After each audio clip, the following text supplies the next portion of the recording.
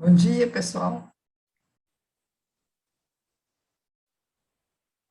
Então, hoje nós continuamos e vamos concluir hoje com Os Dias de Prisão de Cherubim. Não é o final do livro, mas é onde ele conta a experiência dele de quando ele tem esse contato e essa visão do tudo, como Narayana. E é muito bonito. Então, isso vamos concluir hoje com essa parte. Então, também, hoje, para o capítulo da vida divina, que nós continuamos, né? Eu encontrei uma conversa da mãe que eu achei muito boa, muito relevante para a compreensão, né, desse capítulo. E, então, mais tarde, nós vamos ler também adiante essa passagem da mãe, de uma conversa da mãe.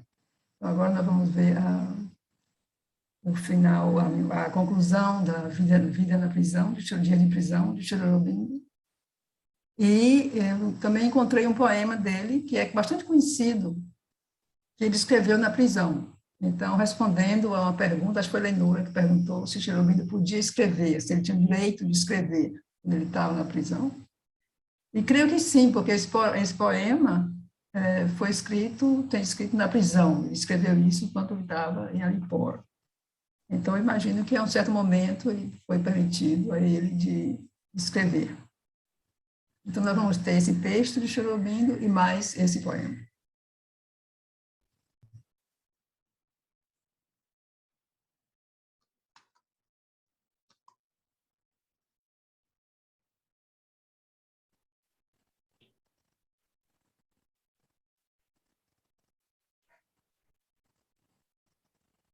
Então, Sri Aurobindo nos diz que, mais tarde, quer dizer, um certo período, né? Quando ele estava na prisão, o doutor dele e o subdiretor vinham quase todos os dias conversar comigo em minha cela. Não sei porquê, desde o início eu ganhei sua simpatia e fui objeto de uma atenção especial da parte deles. Eu falava pouco e me contentava em responder às suas perguntas. Quando eles abordavam um tema de conversação, eu ouvia em silêncio ou dizia algumas palavras insignificantes, depois silenciava. Malgrado tudo, eles continuavam a me visitar.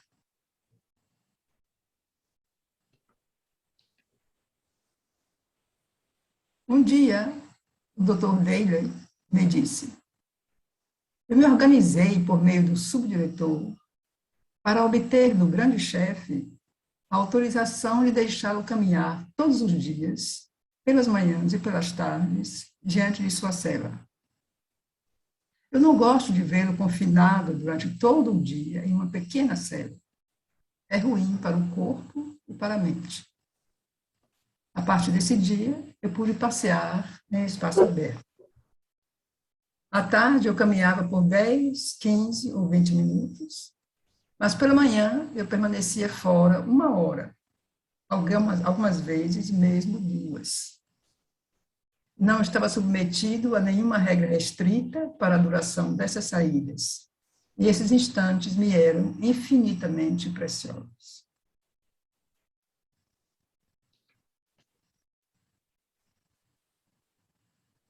As oficinas da prisão de um lado, o estábulo do outro lado, essas eram as fronteiras do meu pequeno reino.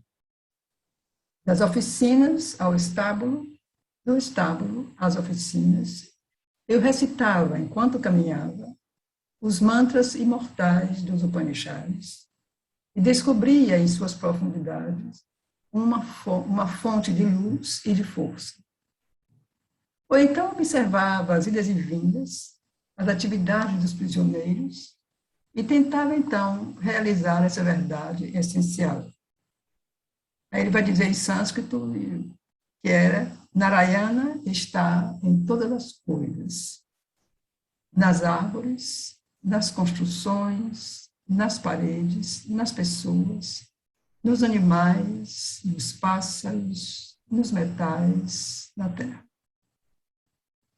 Tudo isto é, na verdade, Brahman.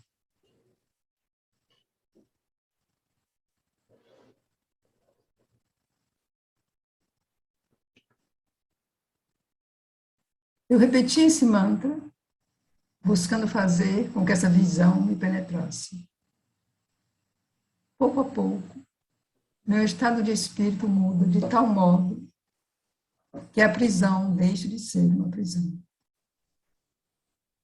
Esse muro alto, essas barras de ferro, essa parede branca, essa árvore de folhas azuladas que os raios de sol iluminavam, todos esses objetos comuns não me pareciam mais inanimados ou insensíveis, mas, ao contrário, dotados de vida, habitados por uma consciência que preenchia tudo.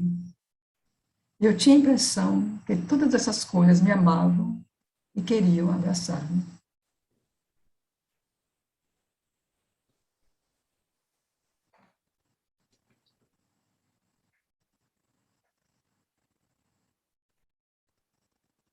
Pessoas, vacas, formigas, pássaros, passavam, voavam, cantavam.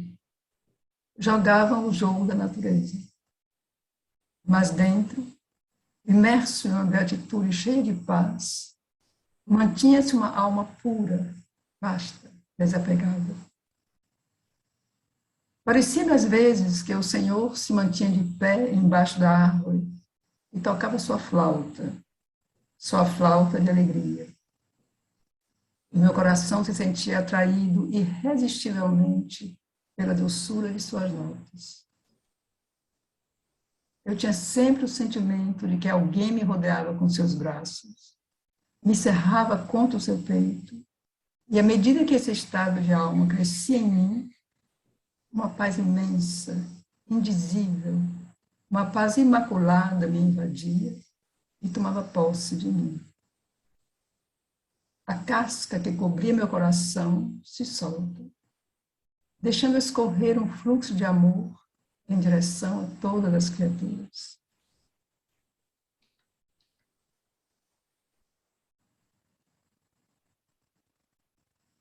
Ao mesmo tempo, bondade, compaixão, não violência, todas essas qualidades sáttvicas puseram-se a florescer em mim e a dominar minha natureza, antes ajásica. E quanto mais elas floresciam, mais minha alegria crescia, e mais esse estado de paz inalterável se aprofundava. A inquietude que o processo podia me causar se havia dissipado desde o início, mas agora eu experimentava, ao contrário, o sentimento que foi Deus, em sua toda bondade, que havia, para o meu bem, me conduzido à prisão. Eu tinha firme convicção de que seria absolvido, libertado. E a partir desse dia, eu não mais sofri de meu aprisionamento.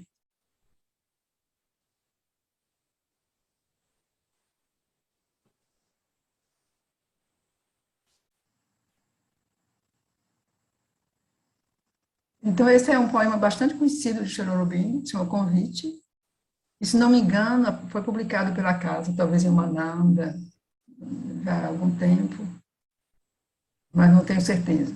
Eu tenho a impressão que é um poema que já foi traduzido. Então, chama Convite, e é como se fosse assim um chamado assim, à liberdade, né? Então, com o vento e a intempérie que se agitam ao meu redor, eu subo ao cume da montanha e dos matagais. Quem quer vir comigo? Quem quer subir comigo? Patear nos arroios e atolar-se na neve? Não é no círculo pequeno das cidades, apertado por suas portas e suas paredes, que eu habito. Acima de mim, Deus é azul no firmamento. Contra mim, o vento e a tempestade se rebelam.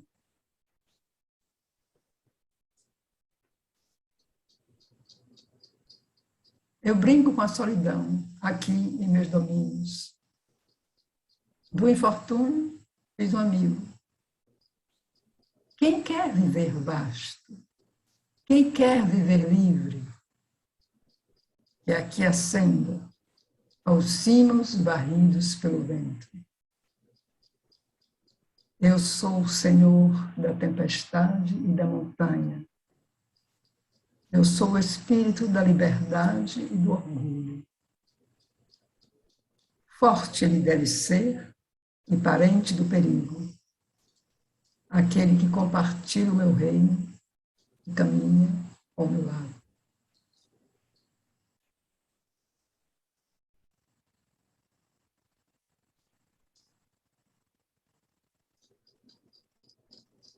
Então, eu achei também bom incluir esse mantra de Sri Aurobindo, que é o mantra Mãe Divina, que é também muito conhecido.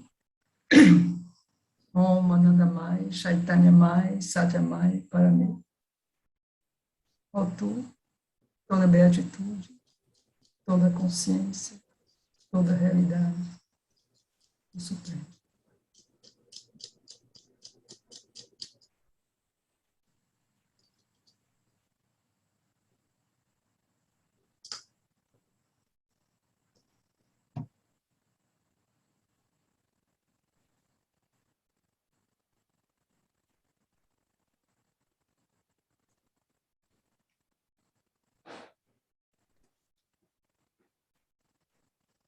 Então, como nós vamos passar agora a nosso tema, né, da leitura, se alguém quiser fazer algum comentário sobre isso que nós lemos, ou a prisão de Sri Aurobindo, algum comentário curto, ou alguma pergunta, então agora seria o momento, antes da gente passar ao próximo, ao nosso tema principal.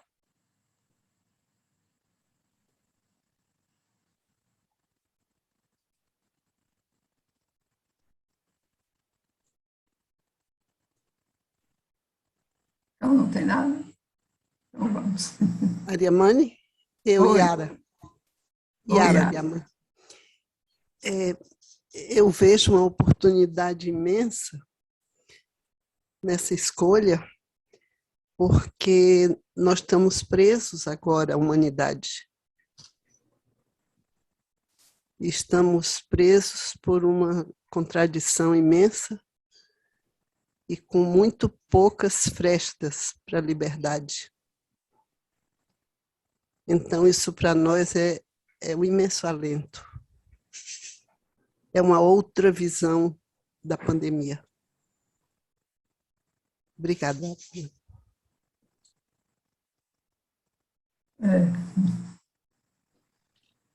Isso mesmo. Parece que Juliana Leonardi gostaria de falar, mas o microfone dela não está abrindo. Você quer verificar, Henrique, se há alguma coisa aí? Aqui, aqui os microfones estão todos abertos.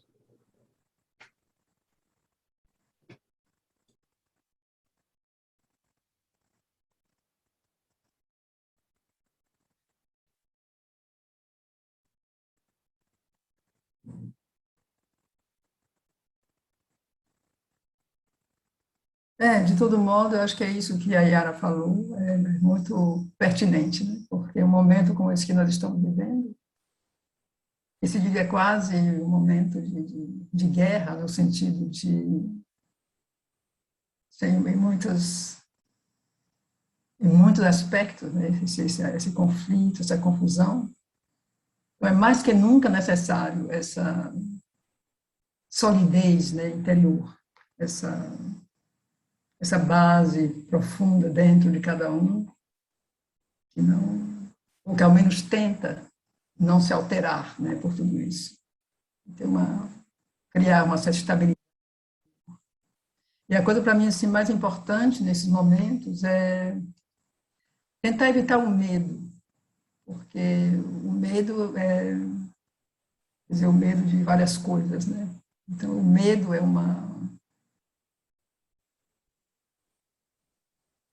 o medo é muito perigoso, né? Porque o medo abre portas para muitas coisas e enfraquece. Então é verdade que é o momento de buscar toda a nossa força interior. Eu vou ler brevemente o que a Juliana Leonardi compartilhou, porque nem todos têm acesso ao chat, não sei, pelo celular. Ela diz aqui: sinto que a pandemia trouxe bênçãos, também nos conduziu misteriosamente a vitórias internas.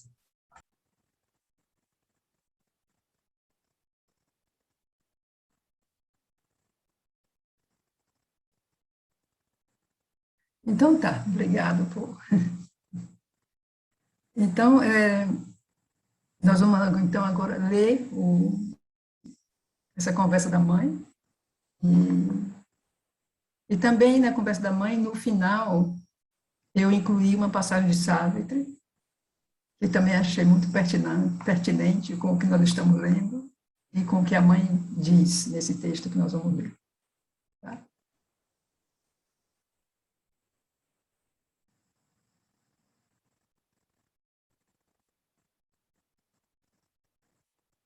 Então, assim, só para lembrar que a mãe, ela escreveu muito pouco. Muito, muito pouco. Então, o que se conhece dela, todas essas conversas, tudo isso foi registrado, gravado. Foi gravado e era conversas dela com as crianças. Então, isso começou, de certo modo, como se ela dava aula de francês para as crianças, mas era tudo tão interessante que todo mundo vinha, né, assistir e participar. Então, se tornou o que hoje se conhece como as conversas da mãe. E que aconteceu durante os anos 50, e é um tesouro, né, de conhecimento, assim, da maneira prática. Então, assim, ela conversa realmente como ela está diante de crianças. Então, grandes ou pequenas, eram todas crianças para ela, né? Então, isso aqui é uma história, vocês vão ver, e que ela conta às crianças para falar da evolução, da involução, etc. Então, vamos ver.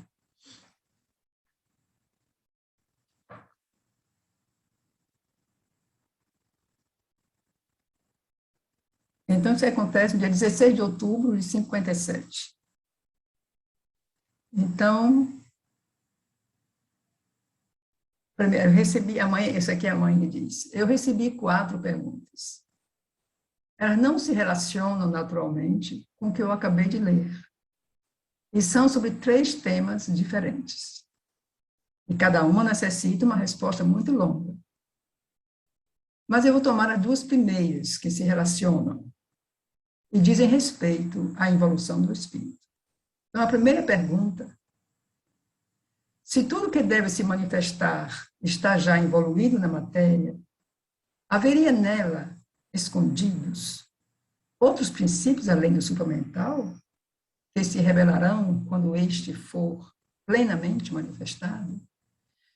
Desculpa, eu queria só explicar também que eu escrevi ali os textos em itálicos, mas isso aqui é a pergunta, mas tem uma ou duas passagens do texto que eu pus em itálico, entre parênteses, porque explica um pouco mais o texto e eu encontrei em outras referências da mãe, porque eram histórias que ela contava e várias vezes, talvez, e em cada fonte tem uma coisa a mais, uma coisa que ela ilustra um pouco mais, então por isso que eu pus ali. Eu encontrei e aí acrescentei, mas assim, pouco. Então essa é a primeira pergunta, né? Se tudo que deve se manifestar está já evoluído na matéria, haveria nela, escondidos, outros princípios, além do supramental, que se revelarão quando este for plenamente manifestado? A mãe responde.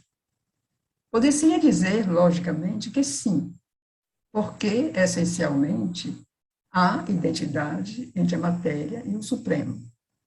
Porém, isso introduz a segunda pergunta.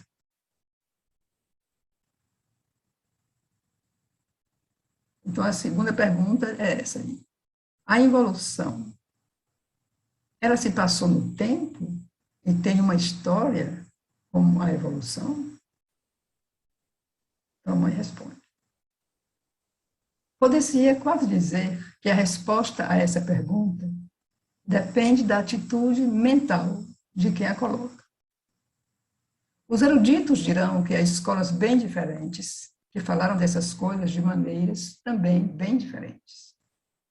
Há os metafísicos, que naturalmente recusam todas as histórias, os espíritos essencialmente especulativos, filosóficos, e, como eu disse, os metafísicos abstratos, que consideram que histórias são boas para crianças. Eu vou, de maneira muito sucinta, contar a vocês uma história. Não a recebam como um evangelho, mas, antes, como uma história.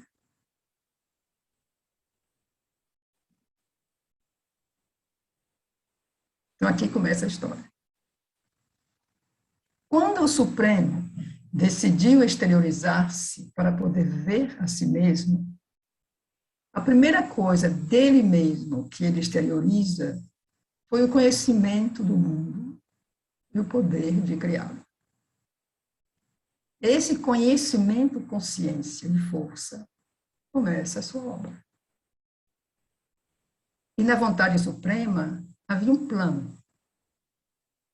E o primeiro princípio desse plano era a expressão, ao mesmo tempo, do deleite e da liberdade essenciais, que pareciam ser o caráter mais interessante dessa criação. Então, foi necessário criar intermediários para expressar em formas esse deleite e essa liberdade. Então, no início, 4 seres foram emanados para começar esse desenvolvimento universal, que deveria ser a objetivação progressiva de tudo que está contido parcialmente no Supremo. Estes seres foram, em seu princípio essencial, consciência e luz, vida, felicidade e amor e verdade.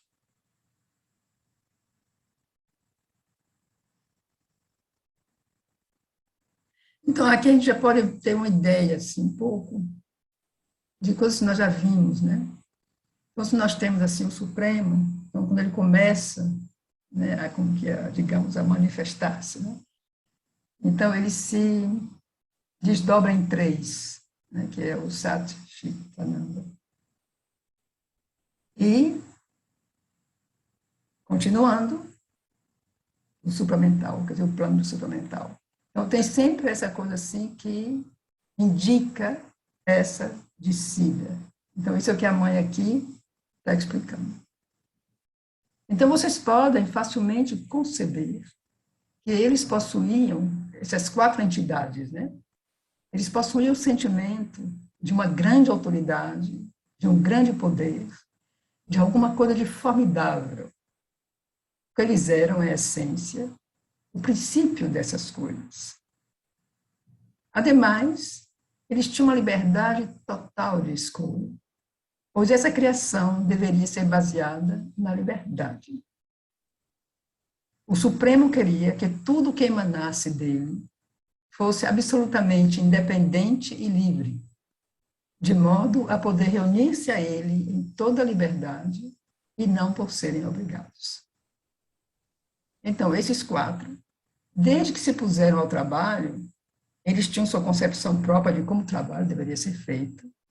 Como eram totalmente livres, eles escolheram fazê-lo de maneira independente. Então, isso quer dizer o quê? De maneira independente. Então, agora nós vamos ver.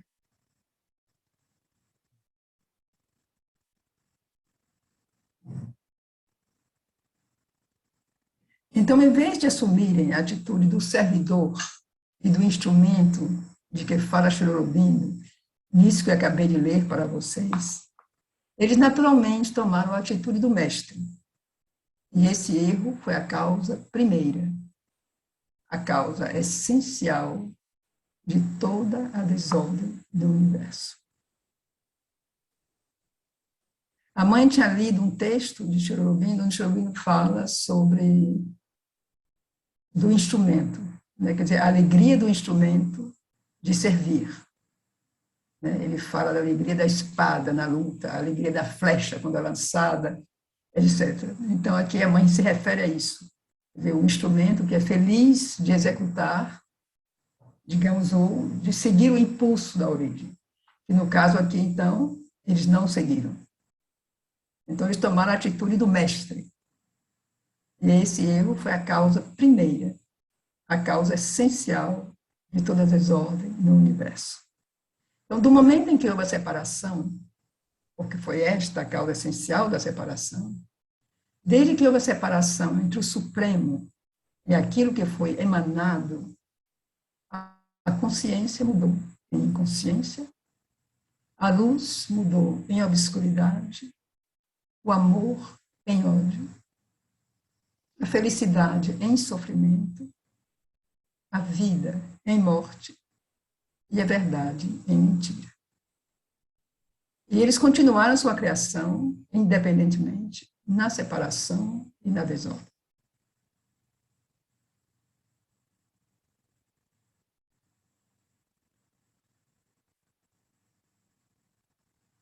O resultado é o mundo assim como vemos.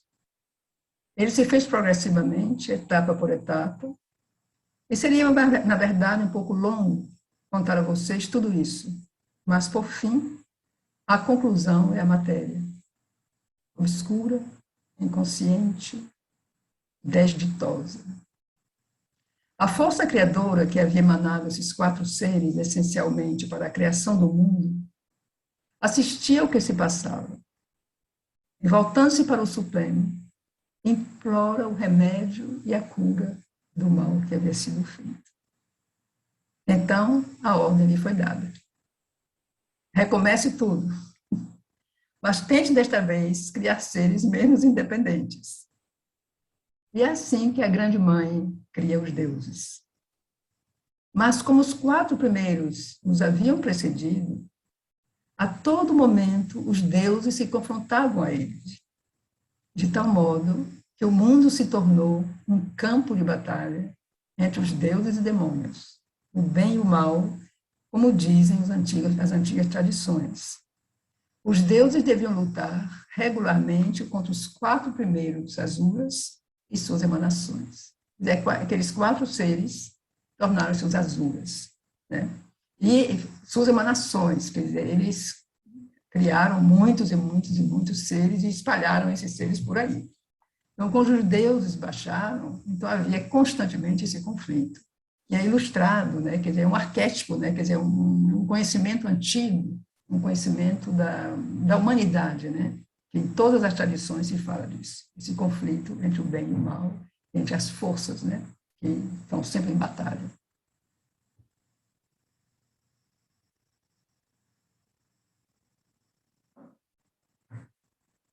Ao mesmo tempo que os deuses, a grande criadora precipitou sua consciência nessa inconsciência, seu amor nesse sofrimento e sua verdade nessa falsidade.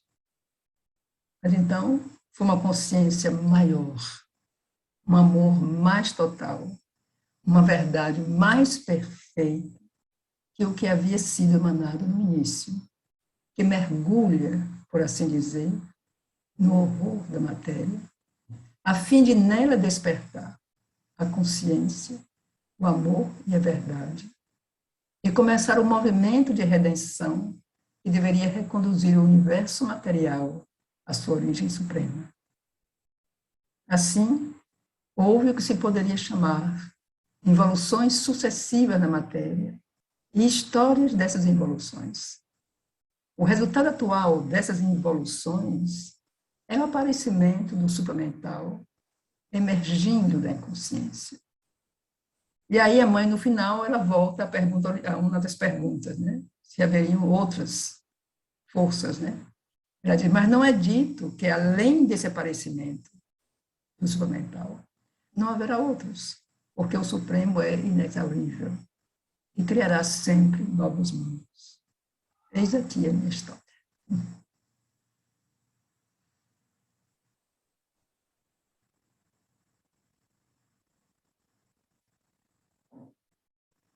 Então, aqui é uma passagem de Savitri, que faz parte do diálogo, né, quer dizer, entre Savitri e a morte.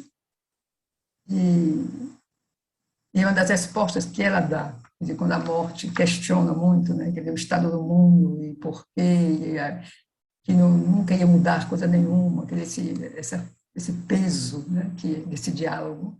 Então, isso faz parte da resposta de Savitri à morte. Então, ela diz, verei um dia meu grande doce mundo. Retirarei os terríveis disfarces dos deuses. Afastarei do meu mundo o véu do terror e o despirei do pecado. Apaziguados, nos aproximaremos da face de nossa mãe. Lançaremos sobre os seus joelhos nossas almas cândidas. Então, abraçaremos o êxtase que procurávamos. Então, estremeceremos com o Deus tanto buscado. Então, descobriremos as notas inesperadas dos céus. Não apenas a esperança para as puras divindades,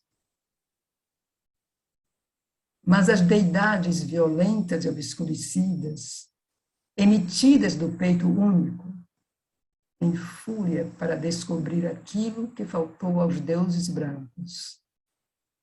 Elas também são salvas. Eu fiquei na dúvida aqui sobre o verbo, se é o são ou estão, então deixei os dois. Os olhos de uma mãe velam sobre elas e seus braços estendidos com amor desejam suas crianças rebeldes. O um veio, amor, amante e bem amado. Eterno, ele mesmo construiu um espaço magnífico e compôs as cadências de uma dança maravilhosa.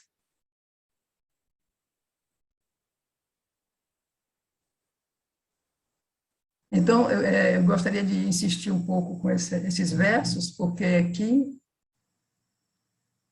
é mais ou menos esse tema que a mãe fala, né? Porque ela diz não só os deuses puros, né, vão ser salvos, mas as deidades violentas e obscurecidas, emitidas do peito único, então elas são a emanação da Mãe Divina, né, que a mãe, na história que a mãe conta, as entidades emanaram desse conhecimento, dessa consciência, que é a Mãe Divina, que é a Shakti. Então elas foram emitidas do peito único, e estão em fúria para descobrir aquilo que faltou aos deuses brancos, Então, essas entidades, essas deidades, elas também são salvas.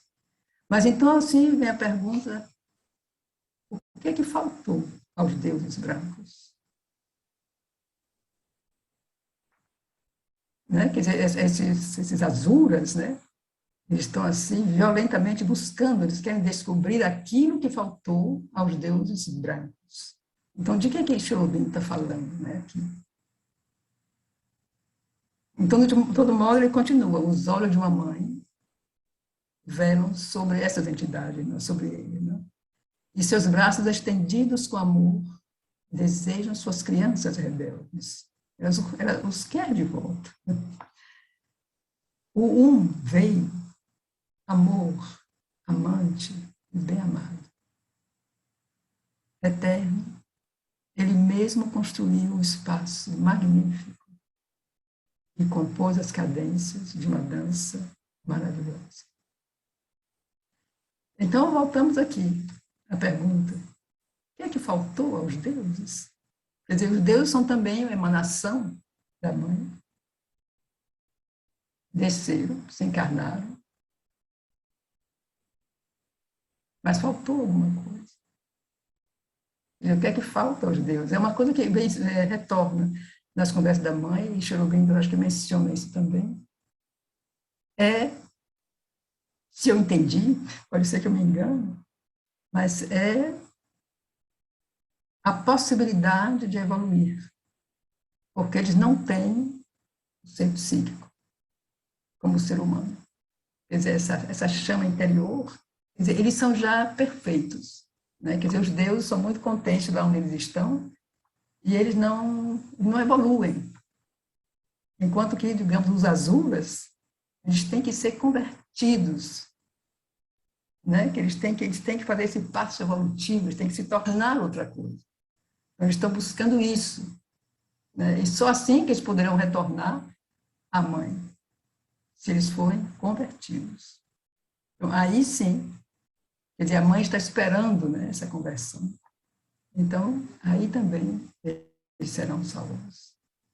E a mãe vela por eles, com os braços estendidos, desejando suas crianças rebeldes.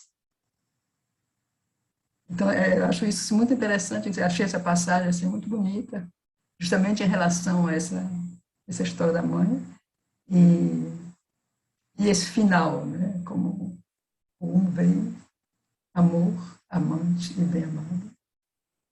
Eterno, ele mesmo construiu um espaço magnífico e compôs as cadências de uma dança maravilhosa. Então, tem a ver também com a história da mãe, porque ela diz no final, se vocês lembram da história, que justamente vieram os deuses, que foram emanações dela, e com eles ela mesma veio. Então, o amor foi muito maior, a felicidade, tudo foi maior, porque foi ela mesma. Quer dizer, não só ela mandou os deuses, mas ela mesma penetrou na matéria. Quer dizer, a consciência mesma penetrou na matéria. Então, foi tudo muito maior do que se pensou, quer dizer, se organizou na origem, né, no princípio. Então, é isso que quer dizer, um veio, quer dizer, amor, amante, bem-amado, quer dizer, tudo, ele é tudo. Então, ele construiu esse espaço e compôs as cadências de uma dança maravilhosa. Eu quero dizer que essas traduções que eu apresento aqui são traduções que eu faço para esse grupo. Então, são coisas que não foram revistas, que não mostrei a ninguém. Então, imagino que são traduções, talvez, assim, bastante básicas e que poderiam ser melhoradas. Fica o convite.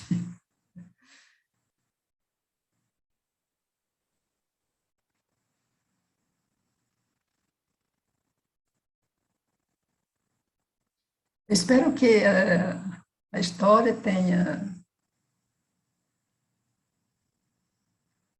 trazido um pouco mais de clareza, porque esse tema que nós estamos tratando aqui é um tema bastante, eu diria, complexo, né? Quer dizer, assim,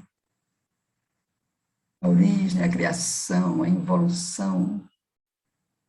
Então, essa conversa da mãe com as crianças, eu acho muito didática. E eu acho que a gente precisa de imagem, quer dizer, no nível que nós estamos, esse nível mental, né, ainda mental, é muito bom o uso de imagens, né, o uso de histórias, imagens, porque ilustra, né, e ajuda a compreensão. Então, eu espero que essa história teve algum efeito sobre o nosso entendimento do que nós estamos agora aqui tratando. Então, nós estamos de volta ao nosso capítulo aqui, nosso capítulo 14, né? A primeira parte primeira parte do segundo livro. Então, eu gostaria de fazer também, de novo, um resumo. Vou lembrar um pouco as coisas que a gente já falou a partir de um certo momento. E para a gente poder ver, né, onde estamos. Então, nós vimos, por exemplo, que esses aspectos só são possíveis na manifestação cósmica, né? Quer dizer, na manifestação desse universo. Quer dizer, fora daqui, no plano mais alto, atemporal, eles são incompatíveis com a unidade do Supremo. Quer dizer, num plano superior, eles não têm substância. Como nós vimos também que no plano da matéria, não sei se vocês lembram, isso também não tem substância. Porque no plano físico, puramente físico, não existe o mal como tal, não existe a falsidade, isso não existe. Então, ou num plano superior e no plano muito básico, também não.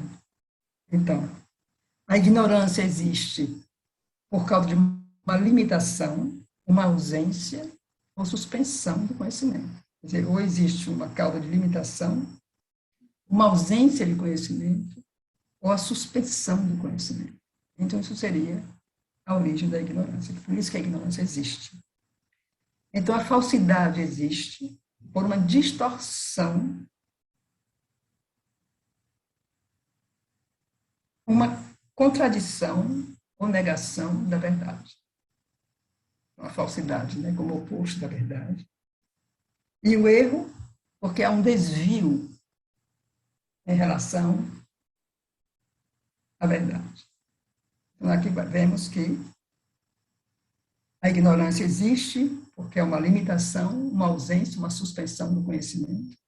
O erro existe por causa de um desvio em relação à verdade. A falsidade existe por uma distorção, uma contradição, uma negação da verdade. Então, podemos dizer sobre o bem e o mal que um existe pela consciência verdadeira. Quer dizer, o bem existe pela consciência verdadeira. O mal sobrevive por uma consciência falsa.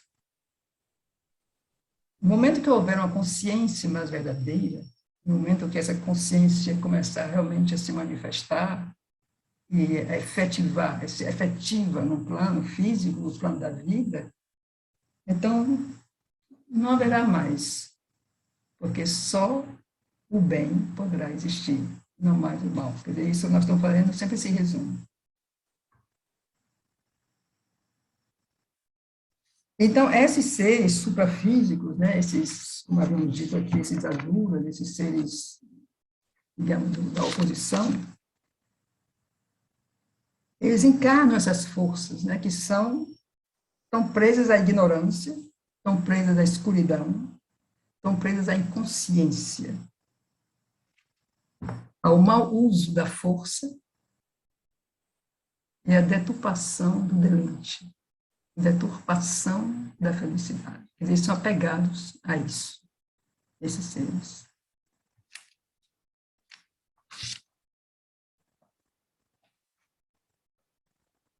Então, falando assim da essência da dor, por exemplo, dor, prazer, então nós vimos também que nas sensações, o bem e o mal são inerentes à dor, ao prazer, satisfação e frustração vitais. Então, estão sempre muito ligados ao plano físico vital das sensações. Então, por exemplo, no corpo físico, quer dizer, o corpo sente a dor de uma ferida, a dor de um choque, a dor no corpo físico, né? E o vital é quando não está satisfeito. Então, o vital sofre quando os desejos não são satisfeitos, né? Então, por exemplo, o corpo físico não tem desejos, o corpo tem necessidades. Quer dizer, o corpo precisa de alimento, precisa de dormir, o corpo precisa de coisas, né? De coisas para poder continuar a viver. Quem tem os desejos é o vital. Então, isso acho que a gente tem que ficar bem claro com isso. Quer dizer, por exemplo, se a gente pensa no alimento, por exemplo, o corpo ele mostra que está com fome. O corpo ele dá o sinal que está com fome, que ele precisa de alimento. A escolha do alimento é o vital quem faz, ou a mente. Entendeu? O corpo, só se ele é realmente assim, se a gente vive num mundo muito puro, ainda muito primário, onde é direto, né? Quer dizer, a necessidade do corpo e o alimento que é buscado é muito instintivo. Mas na sociedade normal, não. Quer dizer, o corpo tem fome, e para ele, o que você der como comida, ele come porque ele está com fome. Mas a escolha da comida, se você quiser comer, não sei, ou carne, ou arroz, ou feijão, é uma escolha de cada um, né? Quer dizer, o que o corpo quer é o alimento, né? O corpo não tem o desejo, quem tem esse desejo é o vital. E aí o vital sofre. Eu estou dando um exemplo assim, muito básico, né? Assim, o vital sofre quando não é satisfeito. Eu dei um exemplo muito básico, muito primário, mas tem desejos assim também mais sofisticados, assim, mais, digamos, até mesmo mais elevados, e faz a gente sofrer se não são atendidos, né, no plano vital. Mas, por exemplo, a ideia mental, a resposta moral ao mal, ao bem, ao mal, é uma criação humana. Então, isso precisa ficar claro, como a gente disse, né? Quer dizer, essa dualidade você não tem no plano físico, no plano da matéria, mesmo não tem, e no plano mais elevado, mais alto, também não tem. Então, essa ideia mental do bem e do mal, da ética, é uma criação do ser humano, que foi absolutamente necessária no plano da evolução. Então, também há uma verdade infrarracional da vida e da matéria. Então, essa verdade infrarracional, ela é imparcial, ela é neutra. Então, para ela, tudo é como natural, a serviço da criação. Então, na criação, nós temos criação, preservação, destruição. Então, na natureza funciona, né? Você tem a criação, preservação, destruição. Então, isso vai, e aí há uma espécie de verdade, Sri Aurobindo diz, infrarracional. Quer dizer, é essa verdade básica da natureza, e aí não tem nenhuma ética, não tem nenhum sofrimento, não tem nada. Isso funciona dessa maneira, né? Mas há uma verdade da razão desapegada, que pode ver tudo que é admitido pela natureza como útil. Então, por exemplo, é uma razão filosófica, científica, que pode ver tudo de maneira muito impessoal, muito neutra, né? Quer dizer, também é uma maneira de ver, né, esses fenômenos. E há justamente essa verdade suprarracional que observa o jogo da vida, aceita muito imparcialmente também, porque vê que isso é uma consequência de um mundo de ignorância, de um mundo de inconsciência, e sente como uma compaixão. Quer dizer, isso já é verdadeiramente um plano que vai além do plano racional, um plano suprarracional. Então, se pode olhar isso como que esperar o despertar da consciência. E são seres, que são pessoas que podem ajudar quando é necessário, participar por compaixão e ver a necessidade, porque haverá um progresso, né? Eles sabem desse progresso, então eles estão prontos a participar mas eles não têm essa dualidade, eles não têm o sentido da dualidade. Então, isso é uma verdade suprarracional, que vê as coisas já de um ponto de vista, se diria, espiritual. Mas, aí Sri Aurobindo acrescenta uma coisa: há essa verdade intermediária da consciência que nos desperta para os valores do bem e do mal e a apreciação de sua necessidade e importância. Então, isso também é muito importante no processo da natureza evolutiva. Então, o que quer dizer isso? Uma verdade intermediária da consciência que nos desperta para os valores do bem e do mal. E apreciar, reconhecer a necessidade e a importância disso. E isso também, digamos, essa verdade intermediária é muito importante também no processo da natureza evolutiva. Então, o que é isso? Quer dizer, então ele diz, é o discernimento da alma, que é uma luz inata no interior de nossa natureza. Então, isso faz parte dessa evolução, quer dizer, isso é uma coisa também que cresce, emerge, se desenvolve no ser humano.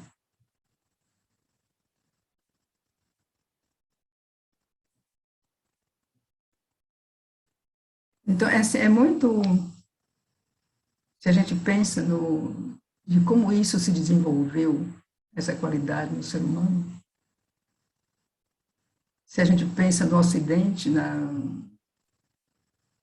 no tempo, digamos, das invasões, das grandes guerras, digamos, 2000 anos atrás, onde havia realmente uma barbárie. Né? E não havia, ou muito pouco, talvez eu acho que nem havia, essa percepção de uma outra coisa. Essa coisa essa possibilidade, né, do amor, da compaixão, de ver o outro. Né? Esses elementos, essas qualidades que Jesus Cristo trouxe, né, no Ocidente. Então, ele trouxe isso no mundo, essas coisas não eram conhecidas. Então, esse discernimento da alma era inata no interior de nossa natureza. E, seguramente, os seres que viviam naquela época, com certeza havia pessoas já que tinham uma sensibilidade. Não é que era todo mundo assassino e lutador e tal. Havia, com certeza, pessoas que, inconscientemente, tinham já uma sensibilidade, tinham já isso que despertava. Né? Mas é uma coisa que cresceu na espécie humana. E o outro lado também cresceu, porque essa barbárie daquela época só mudou de forma, mas a barbárie está aí. Né? Eu acho que não precisa nem entrar em detalhes, né? Mas assim, o ser humano ainda metade dele ainda é bárbaro, completamente bárbaro. De certo modo, mesmo pior, porque a gente pode dizer que naquela época, que se chama bárbaros, havia como quase uma necessidade, né? Uma coisa de território, uma coisa de crescimento, uma coisa de expansão, uma coisa de mudanças e tal. E era uma coisa muito corajosa, de certo modo. Quer dizer, era um diante do outro mesmo. As guerras eram outra coisa. Hoje tem uma sofisticação, assim, nessa barbárie. Quer dizer, a barbárie se tornou muito sofisticada, de certo modo. Mas é muito terrível. Quer dizer, esse barbarismo ainda hoje, então isso cria um contraste muito grande, né? Esse barbarismo que a gente vê ainda hoje, e do outro lado, como essa humanidade já evoluiu em termos humanos, em termos de conhecimento, em termos interiores, né? Como essa busca espiritual de uma outra coisa. Então, essas duas coisas são muito significativas, né? do nosso estado como ser humano atualmente. E aí nós voltamos justamente à conversa da mãe, né? Essas entidades, né, que continuam, de certo modo, talvez não todas, mas continuam, de certo modo, a atuar em meio à humanidade.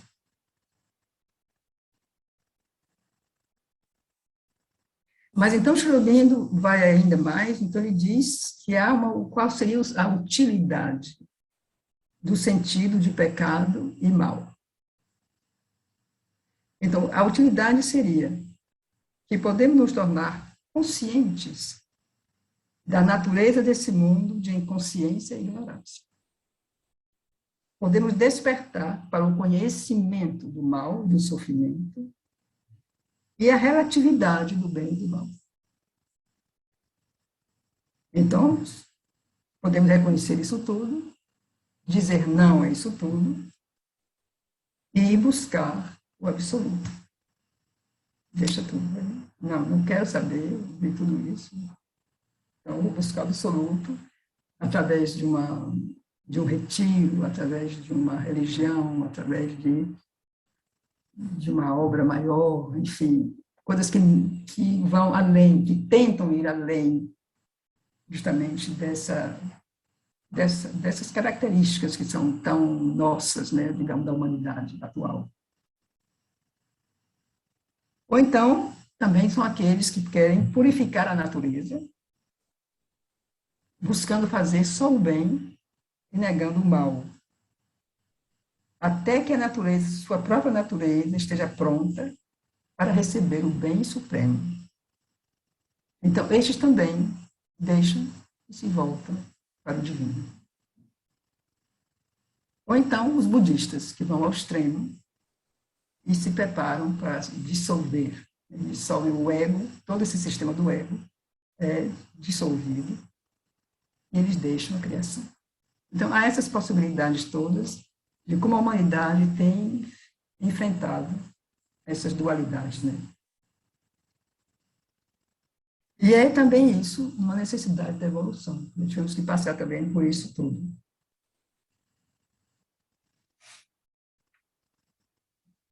Então, agora, nós vamos tentar ler um pouco o nosso livro.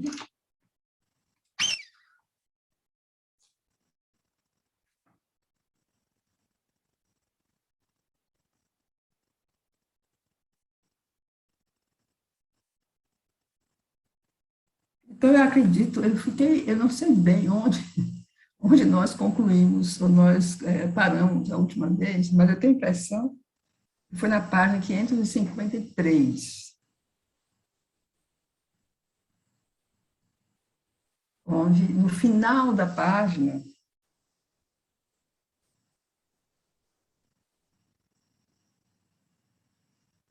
Sri Aurobindo diz: há certamente em nós, embora mais difícil de despertar, mais mascarado pelos elementos de superfície, um sentido espiritual mais profundo, o discernimento da alma, uma luz inata no interior de nossa natureza. Isso foi o que nós acabamos de ver. E por isso que, acho que nós já falamos disso aqui, a importância de desenvolver o discernimento.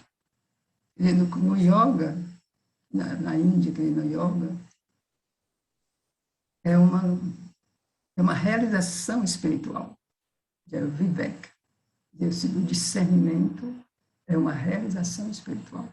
Ele não é só um discernimento, digamos, mais básico, né? Coisas que são muito elementares, são claras. A gente, não, isso sim, porque é tão evidente. Mas tem coisas muito sutis, né? Onde é necessário desenvolver absolutamente esse discernimento. E, sobretudo, quer dizer, eu vejo assim, o mundo hoje, a sociedade, assim, tem muitos cheios de ciladas, né? Atrações, e chamados e propostas. Então, tem um monte de coisa assim para... Então, isso exige realmente nos pede um discernimento constante para não escorregar, né, por aí.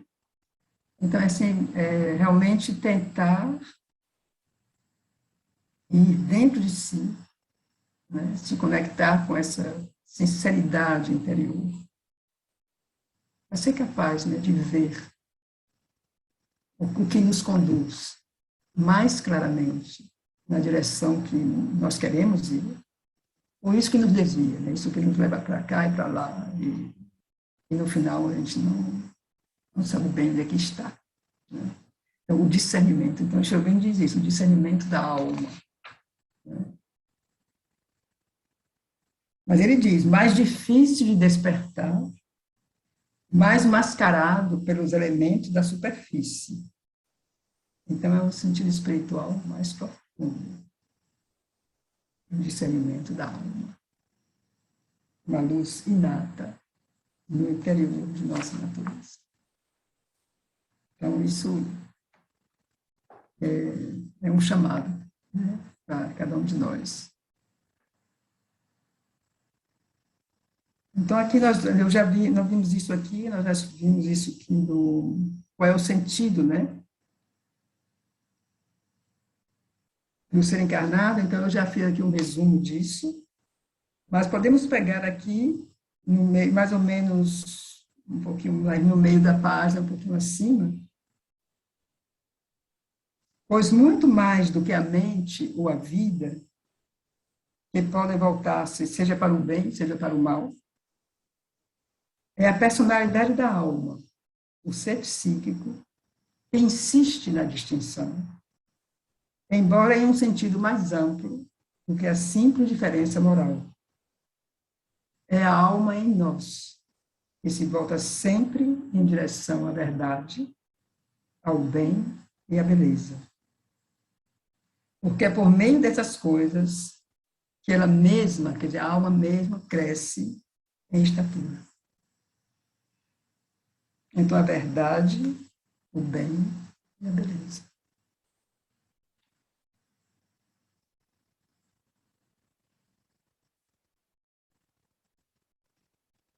Os seus opostos, o resto disso, né, é uma parte necessária da experiência, mas que, no entanto, é preciso ultrapassar à medida que o ser cresce espiritualmente.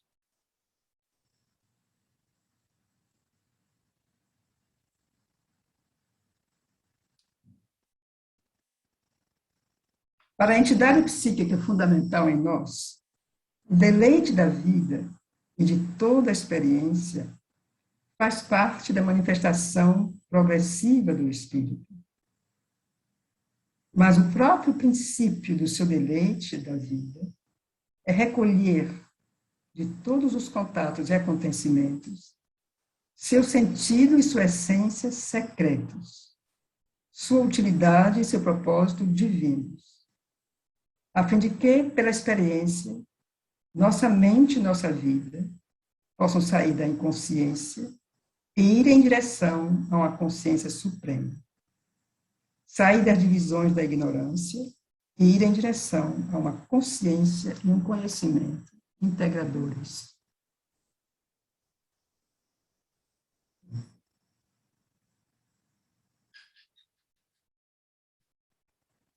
Isso também é muito interessante assim, para a gente, né? Ver que tudo isso é progressivo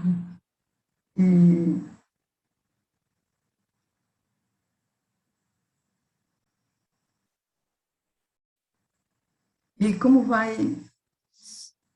gente vai aprendendo, né, com tudo isso.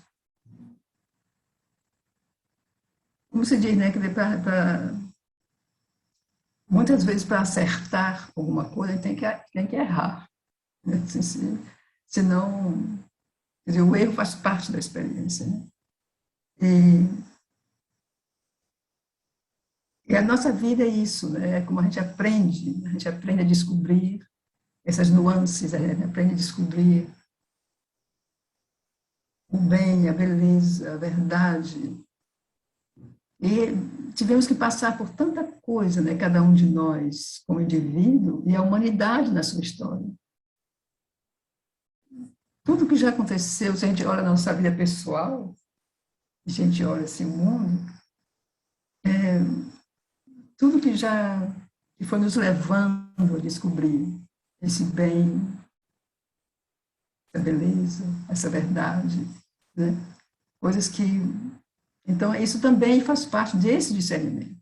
É como se a gente vai também crescendo em discernimento.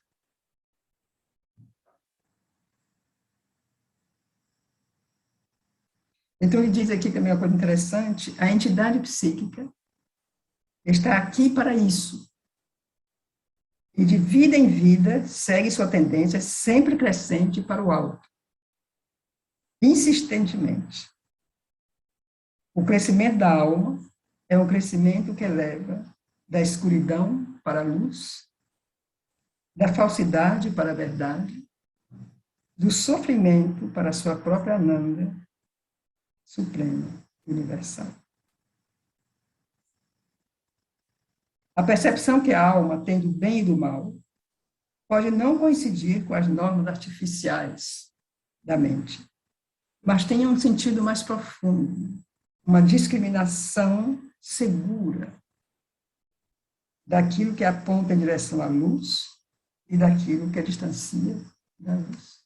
E o problema é que a gente não tem esse contato permanente com a alma, né? O nosso contato, quando temos esse contato com esse ser interior, a maioria das vezes é um contato esporádico, um contato como, né, assim, uma percepção assim, rápida, mas um contato mais seguro, mais constante, não é tão fácil.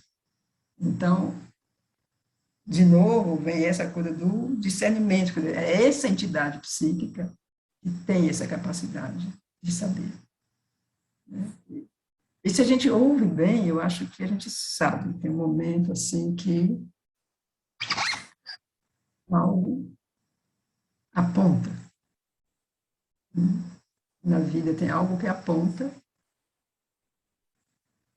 e que faz com que a gente possa identificar. Não, isso, eu não sei bem o que é, mas eu sei que é isso que eu tenho que fazer.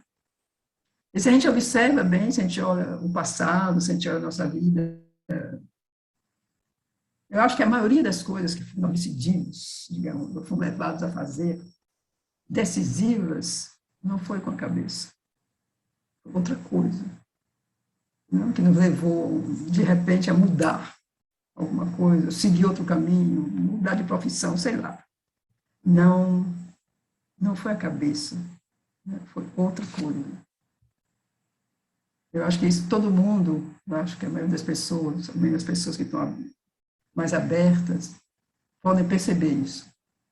E muitas vezes no caminho, as decisões importantes, não foi a cabeça que indicou, outra coisa.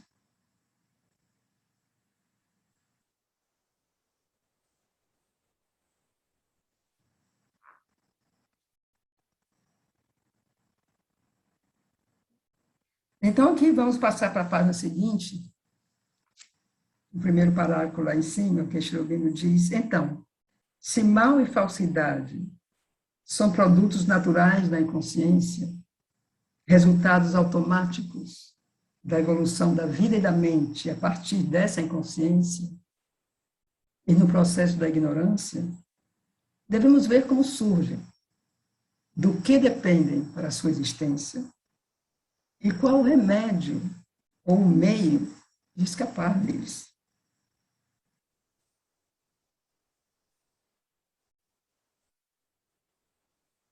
É no emergir da consciência mental e vital à superfície, a partir da inconsciência, que devemos encontrar o processo pelo qual esses fenômenos surgem na existência. Aqui vem toda uma página, o Shirobino vai descrevendo esse processo, que necessitamos aqui imaginar a situação. Vamos ter que criar um pouco imagens para poder entender isso. Então, o emergir, ele fala o emergir da consciência mental e vital. Ele vem à superfície, ele emerge a partir da inconsciência. Então, é aí que devemos encontrar os fenômenos, como eles surgem, esses fenômenos, lá embaixo. Então, emergem. Então, é para a gente imaginar esse mundo de inconsciência, pesado, amor, que não quer despertar, quer continuar dormindo, quer continuar nesse sono, nesse peso, nessa inércia.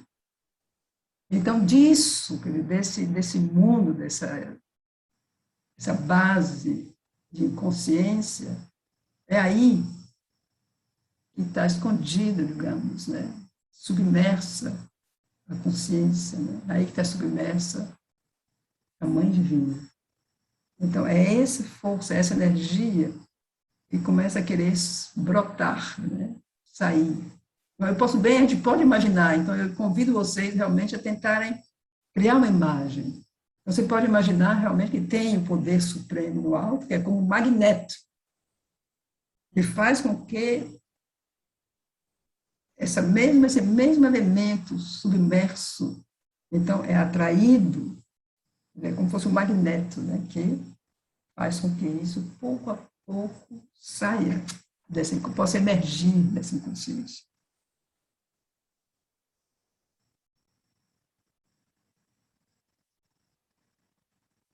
E essa inconsciência, digamos, essa massa amorfa, não quer. Então, essa ser, não é nem um ser ainda, essa luz que quer emergir, ela é tirada de todos os lados, nada, é difícil, né? Ela tem que forçar seu caminho para sair desse meio obscuro. Então, ela vai, isso é inato, né? É uma coisa que está aí.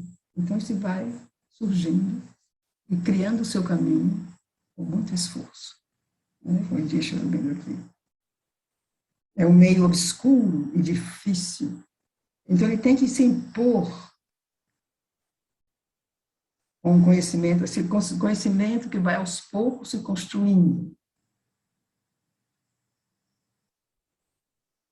Então, é pesadamente carregado, envolvido na consciência da Terra.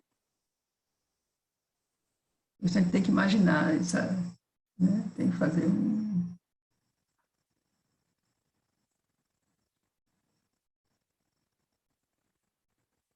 Então, em seguida, o emergir se produz em uma forma de vida separada, que deve afirmar-se contra um princípio de inércia material inanimada e esse constante puxão dessa inércia rumo à desintegração e recaída na inconsciência inanimada original. Ela deve afirmar-se sempre. Então, é o começo dessa saída, né, desse mundo inconsciente. Ela tem que se afirmar e construir uma entidade. Não, senão ela não consegue sair, ela tem que criar uma entidade que a separa disso. Contra tudo isso que não quer, contra tudo isso que quer continuar dormindo, quer dizer, a inércia, a imobilidade, o peso. Então, essa forma de vida separada deve também afirmar-se, sustentada apenas por um princípio limitado de associação contra o mundo externo, que, se não hostil à sua existência, é cheio de perigos, e ao qual ela deve impor-se, conquistar um espaço vital, chegar à expressão e propagação, se quiser sobreviver. O resultado de um emergir da consciência nessas condições é o crescimento do indivíduo vital e físico que se afirma, e a construção pela natureza da vida e da matéria como um indivíduo verdadeiro, psíquico ou espiritual, ou escondido por trás, para o qual a natureza está criando esse meio exterior de expressão. Então, a natureza descobriu, quer dizer, isso foi acontecendo. Quer dizer, essa coisa mais, esse ser teve que criar isso tudo para poder se manifestar. Então, foi um ser vital, físico, vai surgindo. E tudo que era mais sutil, digamos, essa chama, essa coisa, foi tendo que se esconder por trás. Então, isso foi o que a natureza encontrou para começar essa criação, né, da humanidade. Então, na medida em que aumenta seu poder mental, esse indivíduo vital e material toma a forma mais desenvolvida de um ego mental, vital e físico, que se afirma de maneira constante. Então, a nossa consciência de superfície, que é isso que nós somos hoje, nosso tipo de existência, nosso ser natural, desenvolveu seu caráter atual sob a pressão desses dois fatores iniciais e básicos da energia evolutiva.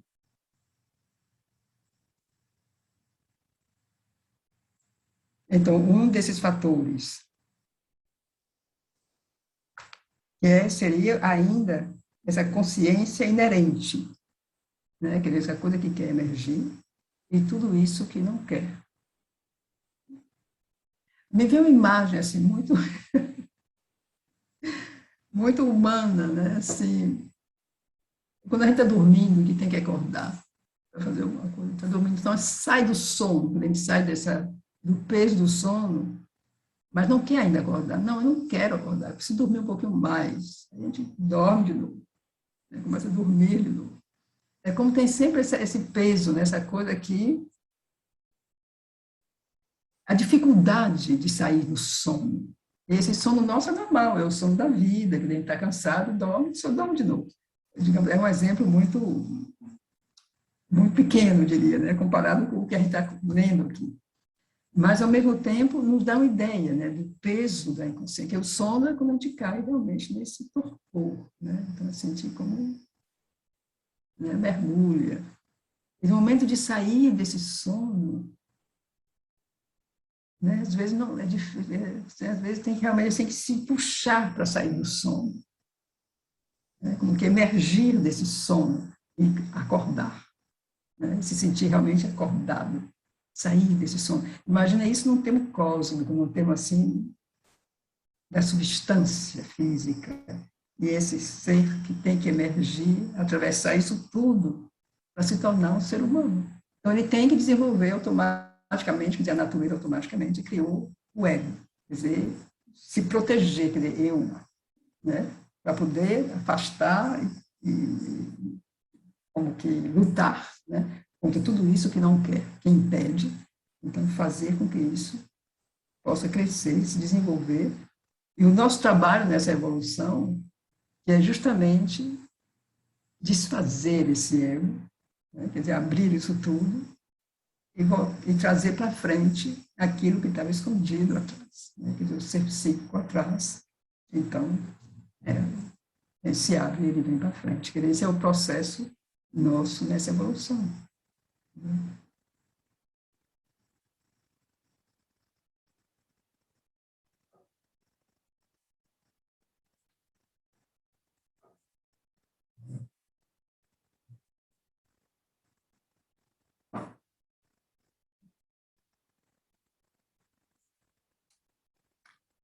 Então, é muito bonito aqui, nessa página ainda, a página 555, é lá embaixo, no parágrafo final,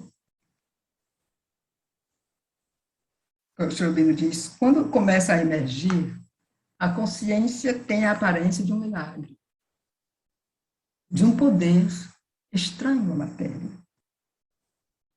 Ela se manifesta de modo inexplicável em um mundo de natureza inconsciente e cresce lentamente e com dificuldade. Então, é verdade, quer dizer, a gente consegue imaginar essa inconsciência, essa massa amorfa, essa inércia, né, que nós acabamos de ver. Então, ela começa a emergir algo que não é isso, quer dizer, algo que é outra coisa. De onde que surgiu isso, né? Como é que aparece isso, né?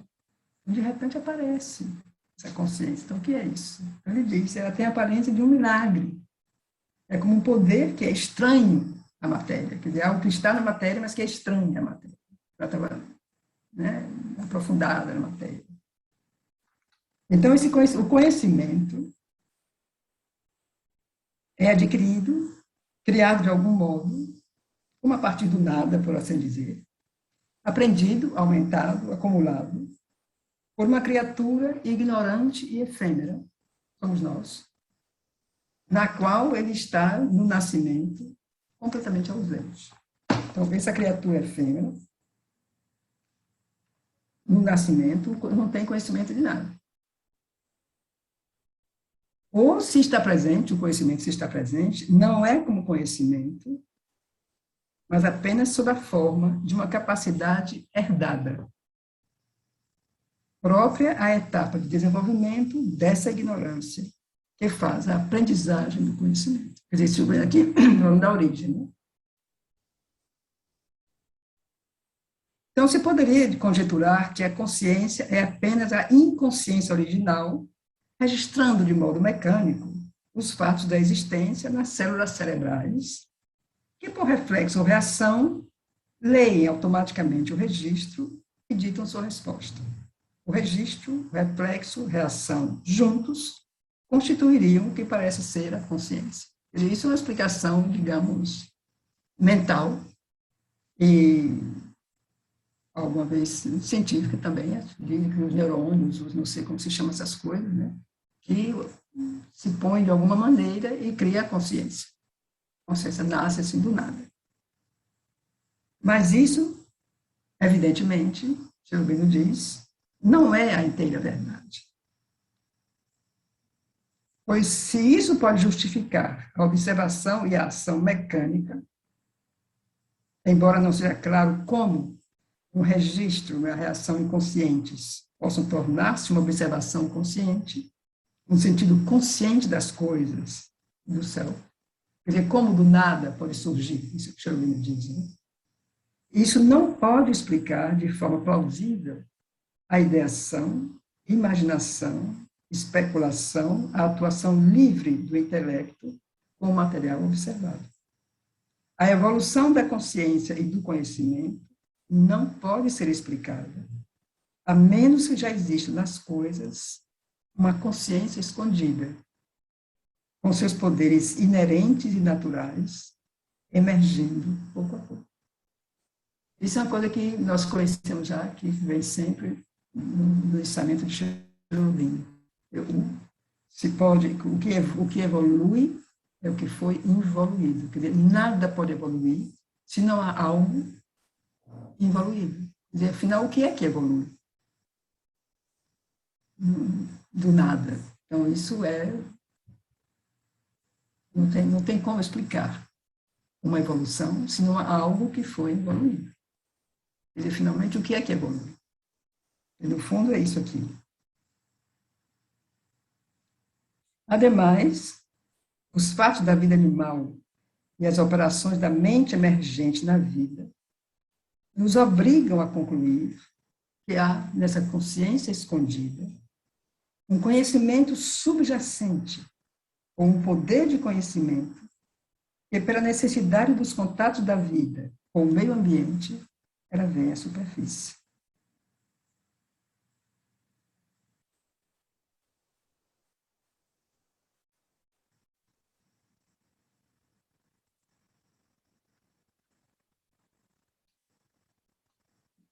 Então, o ser animal individual, em sua primeira autoafirmação consciente, ele deve apoiar-se em duas fontes de conhecimento. Então, como ele é ignorante, é impotente, uma pequena parcela de consciência de superfície, privada de toda a informação em um mundo que ele não conhece, a força consciente secreta envia a essa superfície, que ele envia a esse animal individual, esse ser animal individual, o mínimo de intuição necessária para que ele possa manter sua existência e efetue as operações indispensáveis à vida e à sobrevivência. Então, essa intuição, no caso do animal, não é possuída pelo animal, mas possui o animal. E o move. É algo que se manifesta por si mesmo, na textura da substância vital e física da consciência, sob a pressão de uma necessidade e no momento necessário. Então, isso é o que toma forma de um instinto automático, que age cada vez que a ocasião se apresenta. Esse instinto pertence à espécie e é concedido a cada indivíduo no seu nascimento. O indivíduo, digamos, o animal, incluindo o ser humano.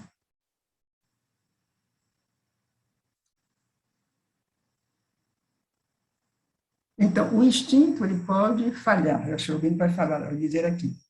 Ele diz, a intuição, quando ocorre ou se repete, ela é infalível, a intuição.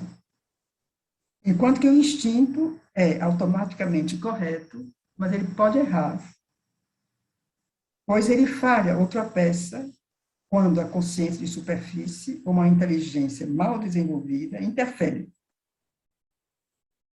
Ou se o instinto continua a agir de maneira mecânica quando as circunstâncias mudaram e aquela necessidade ou as circunstâncias não existem mais. Então, a intuição, ela é infalível. A intuição, isso a gente fala muito, né? Intuição. E aqui na nossa leitura, nós já falamos da intuição. Então, a intuição, ela como que ela brota, mas na leitura da nossa mente, na interpretação, é aí que ela desvirtua, de certo modo, porque ela não chega pura, porque a mente interfere, o vital interfere. Então, a intuição, muito raramente, pode chegar pura ao conhecimento. Digamos, a consciência desperta, né? A intuição. Mas se a gente conseguisse, ao sentir uma coisa, uma intuição, ficar quieto, deixar ela ser, a mensagem vir pura, ela é infalível. Diz e acabou. Enquanto que o instinto é algo, Cherubino, quando ele fala do animal, o instinto no animal, ele é inteiro. Então, não passa pela mente absolutamente. E é uma coisa que possui, né, o animal. Ele sabe, né, aquele caminho, ele sabe o que tem que fazer, ele sabe o que comer, ele sabe onde ir, ele sabe. Mas do momento que aquela situação muda um pouco, ele está perdido. Porque ele não tem recursos para mudar a direção, para mudar, quer dizer, ele se perde. Né? Quer dizer, as coisas têm que ser, os dados têm que ser muito claros, né, para ele ter esse instinto. No momento que a coisa não corresponde mais, o animal ele está perdido. Né? Quando ele não tem mais a referência, o que dá uma certeza, né, o instinto da espécie. É como se para mudar, com que a espécie inteira, né, daquele tipo de animal, teria que um novo aprendizado que eles têm que fazer para recuperar o instinto quando a situação daquele instinto mudou.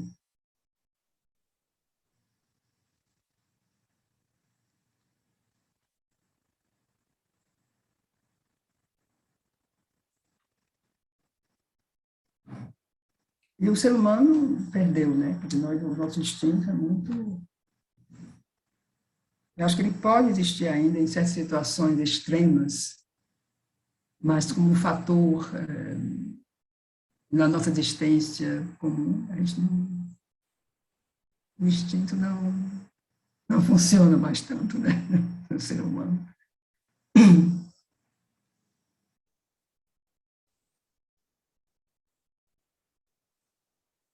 Eu queria saltar de novo, eu vou assim passando, porque eu acho que tem pontos que são mais diretos, né, que nos toca mais. Então, vamos passar para a página 557, um parágrafo que diz: então, se essa consciência subliminar, subjacente, tivesse que vir à superfície, porque ela está subjacente, então haveria um encontro direto entre a consciência do sujeito e o objeto. Então, isso provocaria o conhecimento direto. Vocês lembram? Nós tivemos já uma leitura sobre esse conhecimento direto, o conhecimento pouco, assim, os diversos tipos de conhecimento. Né? Então, esse conhecimento direto é aquele conhecimento que não precisa nem tocar no objeto. Você vê uma coisa e você como que sabe o que é. Então, ele diz, se essa consciência subjacente viesse à superfície, então haveria um encontro direto entre a consciência do sujeito e o conteúdo do objeto. E o resultado seria um conhecimento direto. Mas isso não é possível. Primeiro, porque há uma obstrução, quer dizer, um veto da inconsciência. Quer dizer, a inconsciência não deixa. E, em segundo lugar, porque a intenção evolutiva é desenvolver-se lentamente. Ela tem seu tempo. Por meio de uma consciência de superfície imperfeita, mas que cresce. Então, o interesse dela não é resolver rápido as coisas, né?